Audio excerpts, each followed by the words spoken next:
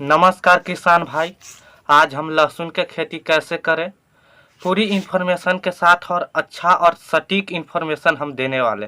किसान भाई, लहसुन के खेती के लिए क्या क्या चीज़ का ज़रूरत होता है, कौन कौन सी विधि से करना चाहिए, और बात कर लेते हैं किसान भाई इससे खेती कैसे करना है, खेत की तैयारी कैसे करना है, पूरी इन्फॉर्मेशन दूंगा।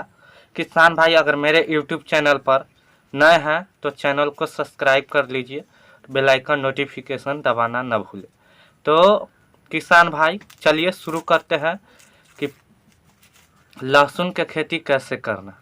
लहसुन के खेती के लिए सबसे पहले आपको भूमि के चयन के साथ साथ भूमि की तैयारी, खेत की तैयारी सबसे महत्वपूर्ण पॉइंट है। तो किसान भाई तो चलिए सबसे पहले खेती की तैयारी के बारे में बता देते हैं। सबसे पहले 2-4 बार हैरो से जोतवा लीजिए।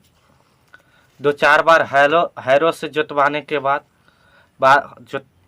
जोतवा लीजिए। उसके बाद आपके पास जैविक खाद यानी घरेलू खाद्य पदार्थ जो गोबर खाद्य पदार्थ है उसके प्रति एकड़ 1 से 200 कुंटल उसमें डलवा दीजिए, यानी 2 या 3 टलोरी उसमें डलवा सकते हैं। अब बात कर लेते हैं किसान भाई, जब आप खेती कीजिएगा तो सबसे मेन पॉइंट है लहसुन। कुछ किसान भाई कहते हैं 100% में से 20% 30% लहसुन का जर्मिनेशन नहीं पकड़ता है। तो इसके लिए सबसे पहले आपको बीज उपचारित करना अति आवश्यक है।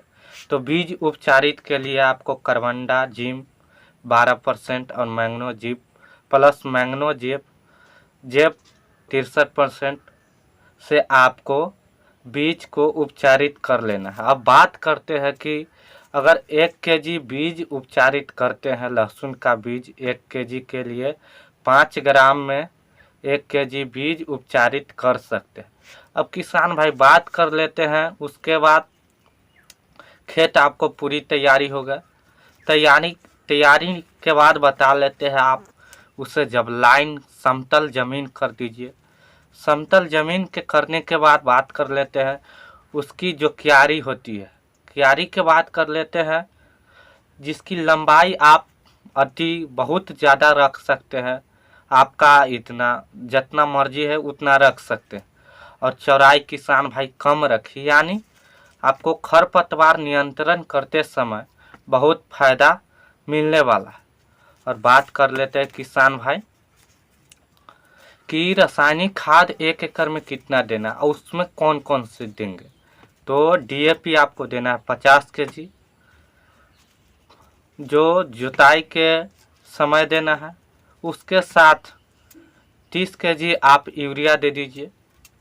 और बात कर लेते हैं और 2.5 से 3 केजी जिंक सल्फेट मोनोहाइड्रेट जो देना है। जिंक सल्फेट मोनोहाइड्रेट 1 एकड़ में 2.5 से 3 केजी देना है। चौथा नंबर में बात करते हैं जो रासायनिक खाद है।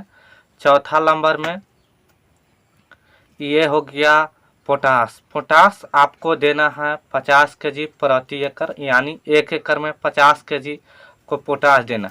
अब बात कर लेते हैं किसान भाई इसकी जो आपको रोपना है 2 से 2.5 इंच लंबी होनी चाहिए।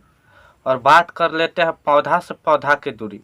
बहुत किसान भाई इंच और फीट नहीं समझते रहते हैं, तो 1 बीता यानी 1 बीता के हिसाब से पौधा से पौधा दूरी पर रोपिए।